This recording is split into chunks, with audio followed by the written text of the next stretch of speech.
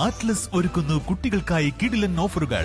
School ബാഗുകൾ വാറന്റിയോട് കൂടി മാത്രം. 10 സ്കൂൾ കുട്ടികൾക്ക് നറുക്കെടുപ്പിലൂടെ 10 ടാറ്റ ന്യൂട്രോൺ സൈക്കിളുകൾ സമ്മാനമായി നേടാം. ഇനി കുട്ടികൾ മാസായി ക്ലാസ്സിലേക്ക്. Atlas fashion. വോട്ട് ചെയ്യാനായി നാട്ടിലേക്ക് പോയ ഇതര സംസ്ഥാന തൊഴിലാളികൾ തിരിച്ചുവരാത്തത് നിർമ്മാണ മേഖലയിൽ ഉൾപ്പെടെ പ്രതിസന്ധിയിലാഴ്ത്തുന്നു. തൊഴിലുടമകൾ സൗജന്യ വിമാന ടിക്കറ്റുകളും വേതന വർധനവും ഉൾപ്പെടെ വാഗ്ദാനം ചെയ്തിട്ടും സംസ്ഥാനം വിട്ടാൽ പുതുതായി പ്രഖ്യാപിച്ച ആനുകൂല്യങ്ങൾ നഷ്ടപ്പെടുമോ എന്ന ആശങ്കയാണ് പലരും തിരിച്ചെത്താതിരിക്കാൻ കാരണം. SIR-ന്റെ ഭാഗമായി വോട്ട് ചെയ്തില്ലെങ്കിൽ അവരെ പട്ടികയിൽ നിന്ന് നീക്കം ചെയ്യുമെന്ന ഒരു പ്രചരണം ഉണ്ടായിരുന്നു. ഈ സാഹചര്യത്തിലാണ് ഇതര സംസ്ഥാന തൊഴിലാളികൾ കൂട്ടത്തോടെ നാട്ടിലേക്ക് പോയത്. തെരഞ്ഞെടുപ്പ് നടന്ന അസം, ബംഗാൾ എന്നിവിടങ്ങളിലേക്കാണ് തൊഴിലാളികൾ പോയത്. ഇവരുടെ വരവ് നീളുന്നതാണ് നിർമ്മാണ മേഖലയെ പ്രതിസന്ധിയിലാഴ്ത്തുന്നത്.